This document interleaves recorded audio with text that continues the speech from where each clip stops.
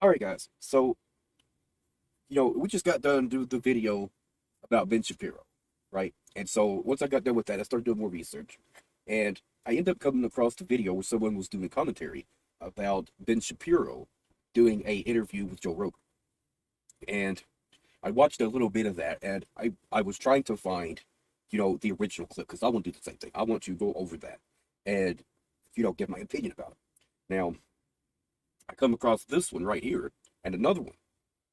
And I watched another clip of him with Ben Shapiro. And I gotta tell you something. From what I'm seeing right here, I'm starting to like Joe Rogan a lot more than because I haven't really paid much attention to him. Like I've seen, a few clips here and there. But from what I'm seeing right now, I think Joe Rogan is going to have a more, down to earth point of view, right? Except for the thing where he was attacking the left, right? And the reason why I say that is because, for one, I think he let extremist views get in his head, okay? And he just took it as fact. There was quite a few different claims in there. And one of the things he said was you're not even allowed to ask about the dangers of puberty blockers, right? And and it's simply not true. You know, there might be some leftists who you would, be able to ask them those types of questions, right? But that is not, a good representation of everyone that's on the left, right? So for you to, you know, completely change your ideology based on, you know, what a few people believe, I don't think that is the right way to go about it. I don't think because a few leftists, right, in his opinion, a few leftists, maybe a bunch of them, who knows, I don't think he was being fair, right, with his arguments there. Because a few leftists, maybe it was a bunch, I have no idea, right? But either way, a few people said some things he didn't like. They're leftists, so therefore everyone on the left is bad. Okay. That because like the title of the video was I'm done with the left, right? I'm sure you guys probably know what video I'm talking about. I'm done with the left. They're this, they're that, they're insane, they're radicals, they're all these other things, right? And and then he says, at some point during that video, he says, I'm just going to be a centrist now. I'm like, well, that's a great thing. But a centrist wouldn't go and, you know, bash one side or the other as a whole, right? And say, if you're a leftist, then you're all of these things that I associate with leftists, right? So you're just bad and I don't want nothing to do with you. I'm not going to listen to you. I'm just going to assume that you believe in all these, radical ideologies, right? That's not being a centrist, right? That would be an extremist view, okay? And that's not a good thing for either side. If you're so far on the right that you view everyone on the left as evil, well, guess what? You're on the wrong side. If you're right leaning and see a lot of leftists as bad or whatever else, that's totally fine. I'm sure a lot of them are. But it's the same on both sides, right? And you know, and what he says here makes me think that, maybe I misunderstood because that was a short video that he put out. I've done with the left. Maybe there was more to it. And keep in mind, like that was from him, so it's not like anyone can say, "Oh, you took that out of context." No, if that's the case, then he took it out of context, right? Because he chose the context to leave in that video. That was from his channel, I believe it was. All right, so I don't know. This is a 20-minute video, right? So I think we'll do this in two parts, okay? But I think we definitely want to watch this whole thing because, man, the conversations these guys are having right here is really interesting, okay? And I watched it about the first minute of this, and I was thinking I was going to disagree with Colion Noir. Now, I like Colion Noir. Colion Noir, though, is on the opposite side of where I am because I'm left-leaning centrist. Okay, Colion Noir, as far as I'm aware, he is conservative, right? Which is totally fine. Everyone has the right to their own opinions and their own views and whatever else. But once he said, you know, where he draws the line is someone dictating to someone else, what type of life they can live, right? As long as you're not, you know, interfering with other people's rights, then you should be able to live the life you want to live. And to me, that's not typical of what I would associate with conservatives. Now, of course, it is very possible you could have a conservative who, only believes that their life should be a certain way, and that's totally fine, and not like try and dictate to other people. Well, you know, these things are sin, and so therefore you're just not allowed to do that, right? So we can't have movies, showing that type of lifestyle. We can't have music talking about these things, and all these other things. And Like, that's where I draw the line, right? Because those are human beings too. Everyone has the choice. You could just turn it off if you don't like it, right? If you're that upset about it, you don't have to watch The Last of Us, okay? You don't have to. You could just turn it off. But to go and say, like, and I'm not saying like all conservatives are this way, but some of them definitely are, to go and say, we should cancel The Last of Us because they did this woke ideology, this kind of stuff, right? That's cancel culture. And I just don't agree with that, you know? The Joe Rogan Experience. I don't like when people are telling other people what to and not to do, and it's based on their own personal ideology. I don't like it. I don't like it at all either. Because I'm very much a look. You do what you want to do with your life as long as it doesn't interfere with mine or step on any of my rights. We're good. How Texas of you? Texas through and through, brother. I'm Texas born and raised. Yeah. It's a great place. Yeah, I love it. So this is my two positions that I was saying before. So number one position, I am 100% in favor of law enforcement, and I think they need to be better trained, and I think you need to get rid of those bad motherfuckers. I think there's a lot of them. I think there's a lot of bad cops. You need to get rid of those. I gotta get this off because this is something that pisses me off a little bit. That is Now, right here, I really thought he was going to say, I'm pissed off because you said that, right? Because, like I said, he's on the conservative side, so he's not going to like, bashing police, right? So I can understand that to a point. You also have to be realistic. Police officers are human beings too. No one is perfect, okay? nuanced perspective on a particular issue is so far gone now that you can't even really have a conversation. I can say in one breath, I am pro-cop. I am pro-cop. I have a lot of friends who are cops. However, there are also a good number of them who are evil as fuck, probably racist, and need to be fucking dissolved from the sociopaths, psychopaths, murderers. And that is a systemic issue. Okay, the fact that they are not policing themselves the way they should. Better techniques of finding out which ones are not qualified to wear that badge and send them out the door. Okay, that is a lot of power they are possessing. Okay, now I watched a video from the channel Here's the Deal. Okay, now I largely disagree with him. Okay, there was one video he put out recently though that, at least for the first part of it, and there was a few points in there he made that I was like, yeah, that's completely true. Okay, there was a lot of stuff he said was completely true, and then there was some other things that I was like, nah, I can't agree with him on that. Okay, so I think once we get done with this, I will play the first part of that so you guys can see, a little bit of a wrench that I would like to throw in here, right, at what Colion Noir is talking about. That there are some cops that should be eliminated, right? And that some of them probably are racist. And he also said a minute ago that as long as you're not violating my rights, then I have no issue with you. So that means if police officers are violating people's rights, okay, the rights of the American citizens, right, then they should be held accountable.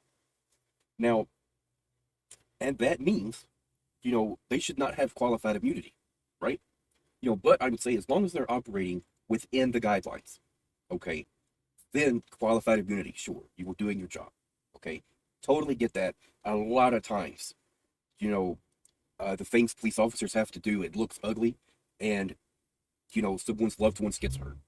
And, that's the first thing they're going to jump to. This is wrong, you shouldn't have done this. I get that argument. But, we have to look at each case on its own, right? We can't just say, this looks like, another, unjustified killing, right? So that's exactly what it is. No, we can't do that. We have to at least try to fully analyze all the facts, watch the video, listen to reports, right? And really try and get to the bottom of it to say, were these cops operating within the guidelines, or did they go outside the scope of guidelines and actually violate this person's rights? Okay. And if they did, then they should be held accountable. And whenever they are held accountable, they should not get a light sentence, right? Like Kim Potter did. I strongly believe, she received favoritism from the judge because the judge felt sorry for her. Because that, and it's just so bizarre. And it's like, I get it to a point, because it was an accident. To a point, though, right? To a small point, I understand it was an accident, and so you're going to have a small degree, right? Just a smidge of sympathy there, because it was an accident. She wasn't trying to do that. But then you have to consider the rest of the facts, okay? She ignored protocols to check her taser every day to make sure it works, okay? She didn't make sure the car was shut off and the keys were out of the ignition. So that second accident, where after he got shot, his car takes off and hits another car. That's on her as well, right? That's on all those cops. They were all complicit. Every single one of them. They all messed up. The other thing, the video shows her having a piece of paper, and she's switching back and forth that piece of paper to the left, to the right, to the left, to the right. Why is she doing that? Because she doesn't know what side her taser's on. Okay, that's the whole point of check your taser, make sure it works, because you get familiar with where your taser is on your hip. Okay, every single day, grab your taser, you grab it without even thinking. It's muscle memory, right? And that's also why you're not supposed to ever switch. Once you pick where your taser goes, you're not ever supposed to switch because of situations like that could happen. She wasn't doing that. Okay, so in the heat of the moment, when things were rapidly escalating very quickly, okay, what happened? She forgot. If she had been for 20 years checking her taser every single day before she went out, when she needed to pull her taser, she would have. She would have grabbed her taser. The other problem, that the judge really should have looked at also more closely was the protocols for using a taser, right? You're not supposed to hit him anywhere in the chest, right? Close to the heart, not supposed to do that. Or she hit him directly in the chest. So even if it had been a taser, there still would have been a possibility he could have died from the taser hitting him close to his heart, okay? The other thing, you're not supposed to tase someone who's actively controlling the vehicle. And with the car running and his hand right near the gear shift, the only thing he had to do was get it in driving, and he was off, And so that right there says she also shouldn't have tased him in that situation, right? The other thing, too, any other, especially with 3 different police officers trying to control one suspect who isn't armed, would have just pulled him out of the car. But instead, they're like pleading and begging with him. Stop or I'll tase you, stop or I'll tase you. How long does it take to pull someone out of a car? Like I said, you got 3 police officers right on top of him. You got another guy on the other side holding the gear shift so he can't get it in drive. You didn't need to tase him. Just pull him out of the car. It's not that hard. So, yes, she got an extremely light sentence. She was complacent, and like I said, they were all complacent. They all were acting like it was their first day on the job. And the whole thing with complacency goes, right? Things have always worked out before, so why should it be any different now? Everything's going to be totally fine. So I'm actually going to play the clip from Here's the Deal, and then we're going to get back to this. All right. Trump wants additional federal indemnity protections for all police officers. We're going to rebuild our cities. We're going to bring them back like they used to be. We're going to make them safe places again. We're going to give our police their power back, and we're going to give them immunity from prosecution. So they're not prosecuted for doing their job. He says, we're going to indemnify them. In other words, we're going to hold them guiltless even when they commit their crimes, so they don't lose their wife, their family, their pension, and their job. Maybe cops need to lose their wife and their family and their pension and their job. And maybe, just maybe, cops who commit criminal acts against Americans that they're supposed to be protecting and serving, maybe they need some jail time, Trump. So if you're voting for Donald Trump, you're voting for somebody who wants to hold cops guiltless when they commit crimes against the rest of us. Trump is for 𝕝𝕝, or extreme risk protection orders, or red flag laws. Red flag laws are anti-Second Amendment laws. We are outraged and sickened by this monstrous evil. Offering a solution to stopping gun violence. That is why I have called for red flag laws, also known as extreme risk protection orders. So when you're supporting Trump or Biden or any presidential candidate, you got to know that those presidential candidates, including Trump, are against the Second Amendment. If they're against the Second Amendment, they're against your right to protect yourself. So the first part, I would 100% agree with him on that, right? If the police makes mistakes, they should be held accountable. Now, but it just depends on whether or not they were inside the guidelines when they made their mistake, or whether they were outside the guidelines and by how much, right? So if they're inside the guidelines and they make a mistake and someone gets hurt or something bad happens, then the guidelines need to be looked at, right? That would take most of the responsibility away from the police, because they, at that point, were following the guidelines, were doing what they were told to do. There is a difference between an honest mistake that could still happen while following guidelines, right? While taking necessary precautions, right? Mistakes can still happen and bad things can still happen, but, at least that person was aware of the risks, taking the risks seriously, and, trying to do everything possible to avoid the risks, right? So in that case, that's an honest mistake, right? However, if you get complacent and you're no longer following protocols, you're just doing whatever because it's always been fine before, so it's going to be fine again, right? then you could be held criminally negligent at that point, right? Culpable negligence. Okay, that means you are responsible because of your negligence, right? So if anyone watching this thinks that, we don't criminalize accidents, go ahead and go do some research and look up culpable negligence, right? Then hopefully you will start to understand exactly what the difference is. Okay. Yes. Murderers, yes. And yes. But for some reason, it's either all cops are bad or they're all good. And that's what I can't get down with. Yeah. I just can't. You can't get down with that. And I'm with you. I think we can also say in one breath, I'm pro-cop, but I'm also pro these peaceful protests. Yeah, I think same. these peaceful protests are important. And there was maybe I did. That is, such a great thing he's pointing out there, right? There is a difference between peaceful protests and riots. But if you, only consume right-wing media, you wouldn't know that. A bad job of explaining what I was trying to say. Whatever basketball player was mad at me the other day because it was something I said that I think a lot of these people are fighting like an invisible enemy when they're protesting. What I mean by that is, yes, we need bad cops. Yes, cops should stop shooting, whether it's black people or white people or anybody for the wrong just reason. Other people, because people love to. I remember our last segment, we made a mistake verbally and people jumped on it. You said we need bad cops. Did I say that? Yeah. Oh. Did I really? Imagine saying, how dumb am I? We need bad cops. We need cops. Yeah. We need good cops. But there's definitely bad cops, and bad cops that shoot people, whatever race they are fucking terrible. Clearly, there's a problem with cops shooting black people. Yeah. Clearly. There's also statistically, not even just shooting people. If you look at the death statistics for cops and black people, there's a thing that people like to do where they say, well, actually, cops shoot more white people than black people. But there are more white people than black people. That is an important distinction to make right there. The other thing too that they ignore whenever they say that, they kill more white people than they kill black people. So it kind of throws it under the rug, like it's not a big deal. Why we're talking about this? Look, if supposedly black people only make up 13% of the population, then obviously police are going to deal with other races a lot more than they would be dealing with black people. Also, the thing that they're not getting whenever they say that is they are looking at, like, in total, right? At least that's what I think. In total, every single time the police have to, shoot someone or take someone out, right? They're counting it.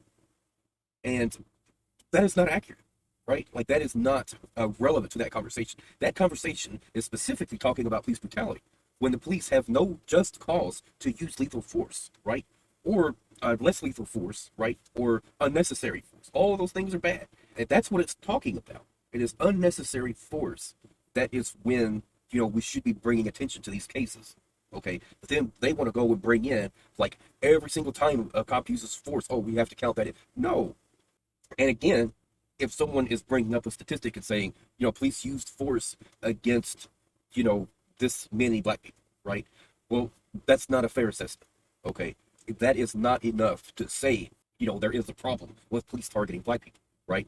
You need to be more specific, right? And look at the ones where the police used unnecessary force, okay? Or at least have it look like they used unnecessary force, but then like I said, we have to start peeling back the layers. We have to start trying to, fully analyze the entire situation, right? Before we can really say whether the cop was justified or not. And there's times when I will hear about a case and then I'll think, that's totally wrong, because the way that some people will tell the story, right? And it will actually sound like, this is another one of those police brutality cases, right? And then it turns out that it looks like it was a justified shooting, right? But like they've said here, a lot of times they blow things out of proportion and it goes to fit a narrative, and so that's what they push, right? So I don't agree with that part. We shouldn't be pushing the narrative that every single time a black person gets killed, it's police brutality, okay? Look, the police have the right to protect themselves, okay? It's also understandable, too, that if someone feels cornered and feels threatened, they're going to try and fight back. It's either fight or flight at that point. And, not to justify their actions or anything like that, but it needs to be taught. Police officers need to be trained how to identify fight or flight and try and use de-escalation tactics like they're supposed to, instead of having this God complex, right? And that's the biggest thing. I think most of it isn't really about being racist. It's just about police brutality. I gave you an order. You need to treat me like I'm your God, your king, right? And you need to kiss my feet. And if you don't, I'm going to do whatever I want, okay? That is police brutality. They're not allowed to do that. Even if you're under arrest, you still have rights. You still can't be treated however they want to treat you, okay? You know, and the thing about it is, use of force is evaluated on a moment-to-moment basis, okay? At moment one, use of force may be necessary to gain control of a suspect, right? Use of a chokehold or whatever else, right? But that's only at that moment. Once you gain control, right, you get them in handcuffs, whatever else, that's when you sit them up, you let them recuperate or whatever else, and that's it. You know, just because they disobeyed you and they fought with you or whatever else, that does not mean throughout the rest of that encounter, you get to treat them however you want. It doesn't work that way. The other thing that I think is as important, if not more important, is cops are physical with black people more than they are white people. Cops are physical with brown people, Mexicans, Puerto Ricans. They're physical with them more than they are white people, statistically by as much or more than 25%. There is a problem. Also, there's a problem with people that don't know what they want. They just think that defunding the cops are bad. This is what I meant by fighting an invisible enemy. I just did a shitty job of explaining it. The thing we should want is a safe community, including people that get pulled over by cops. So that's the one thing that needs to be addressed first, right? Get rid of the bad cops, fund them better, train them better. And we should all want this. This defund the cop shit is crazy. I think, you know, and here's the thing with that. He's making a lot of good points here. But here's the thing with that. Everyone you ask is probably going to have a different explanation of what that means in the first place, right? It's a catchy slogan. And so people are going to hang on to that, right? That's a great thing. What does that mean?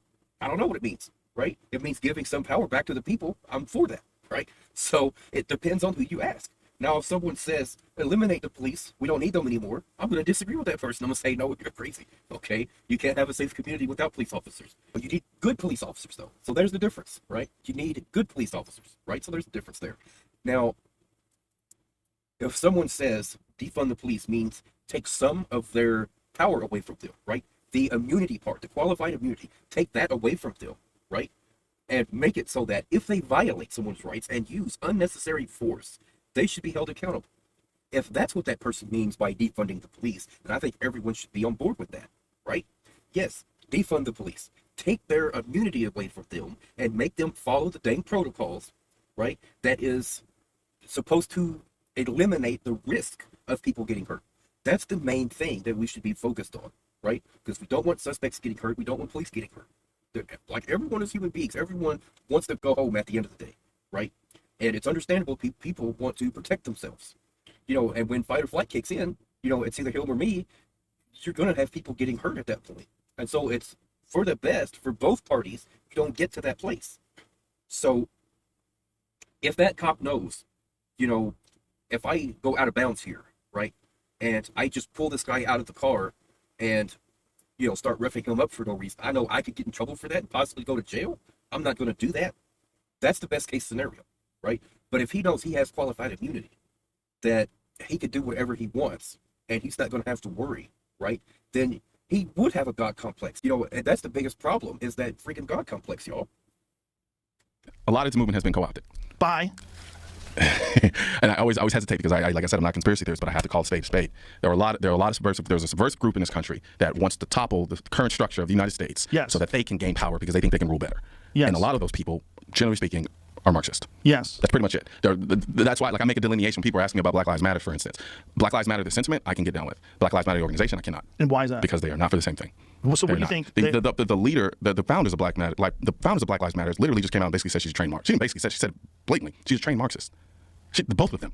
The founders of Black Lives Matter organization are these the both same Marxists. folks that went on stage with Bernie Sanders at one time? I believe so. Don't quote me on that. And took the mic from him? Whoever the two women are who are the founders of Black Lives Matter, the organization, they are trained Marxists. Said it with their own mouth on the show. And so what is their goal? What do they want? Well, what do Marxists want? They want to topple the current structure. They have their so to speak, their useful idiots that create chaos to topple whatever structure is in place so that they can come in, fill the vacuum. And then what do they do with the...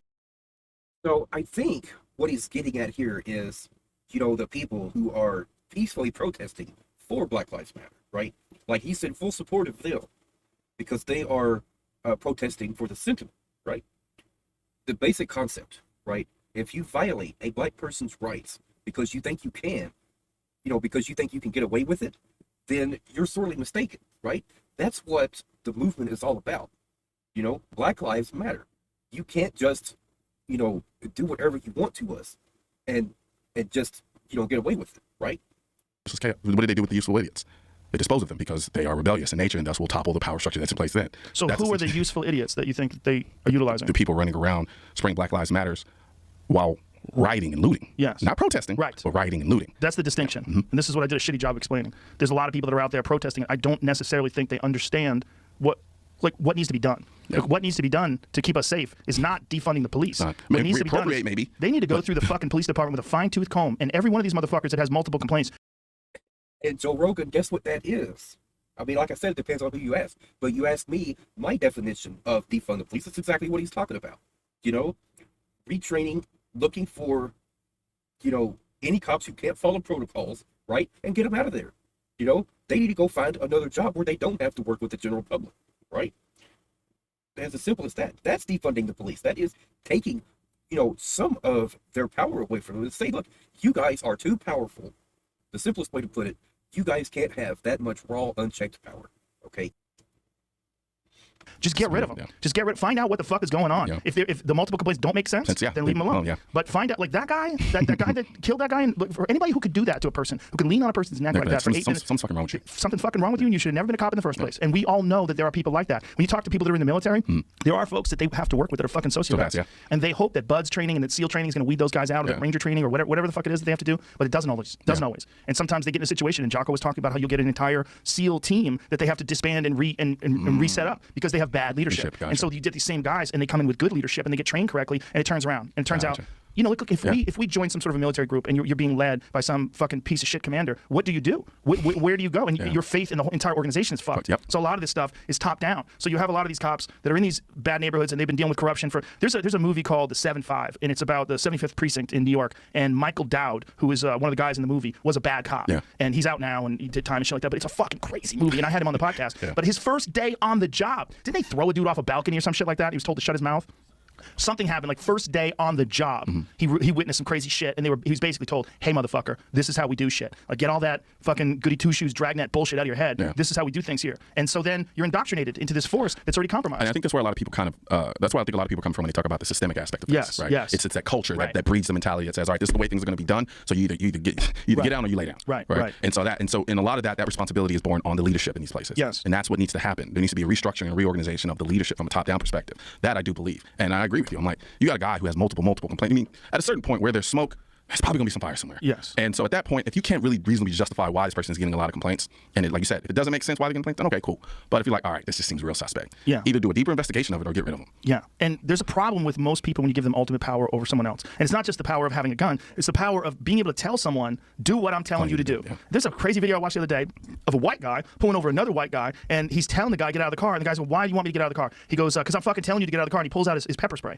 And he goes, hey man, he goes, I'm speeding. I'm going 5 miles an hour over. He goes, stop filming. He goes, I don't have to stop filming. And he goes, and why are you pointing your fucking pepper spray at me? And he goes, if you don't get out of the car, I'm going to hit you with it. And so there's this back and forth with this guy, and he goes to hit it. He goes, it's out. You're lucky. This is your lucky day. He goes, no. He goes, you're fucking crazy. He's like, you're going to pepper spray me because I'm going 5 miles an hour over the speed limit? So this is an example of a person who should never be in a position of having ultimate power over somebody like that. He said, if a guy was a really good cop, was a veteran, he would have been able to diffuse a situation. He would have walked up to him, how you doing, sir?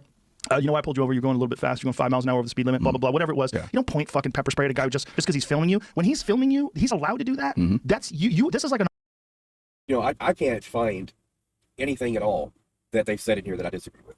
Okay, this is all facts, right? You know, and one last thing I'm gonna say before we go ahead and end the video. Okay, I really appreciate that both of these guys was able to sit here and say what happened to George Floyd was wrong, right? They didn't have to bring up George Floyd's past. They didn't have to, you know, use all these other diversion tactics to take the attention away from what those police officers were doing, right? Because that's the most important thing, right? Is what the police officers did, right? It was their responsibility to stay within the guidelines, within the protocols, and do their job correctly, right? You know, what we were talking about in the last video, right? It is the same situation here, at least the way I see it. Okay, now, it was said that George Floyd was trying to turn his life around. And regardless of, you know, anyone's opinion, that's all it is. It's an opinion. If you want to say, oh, he wasn't going to, he was never going to, he didn't want to, you don't know that, right? And you don't know that because that ability was taken away from him. And that was wrong, right? People, especially when people are in desperation, okay? Not to say that's definitely what it was, because I don't know, right? But my thought process is I think he was probably in desperation, right? And I mean, it's like, who knows? You know, I'm sure his family would have a lot more insight into that. I don't have that insight at all, right? You know, and even if it wasn't desperation, if it was just him being desensitized to that kind of thing, well, then that, to me, would suggest that's more of a problem with society, right? Because they always say, you know, children shouldn't be allowed to play violent video games, listen to violent music, that kind of thing, because it desensitizes them, and then they don't view that kind of thing the same way as they would if they had you know, gotten into that stuff too early, right? It sort of alternates their perception. So then, what do we say about someone who grows up and sees that kind of stuff in real life, right? Can't we understand that that's more of a problem with society that is creating people, you know, who would go on and continue that trend, right? Not to justify it or anything like that, because I know a lot of people are probably going to be all through the comments, right? Oh, you're just trying to justify, you're just trying to say, oh, there's nothing wrong with it, it wasn't his fault. That's not what I'm saying at all. The only thing I'm saying is we need to have a more nuanced discussion, right? Because there are a lot of problems with society, especially in certain areas, right? So, all right, that's it for now, y'all.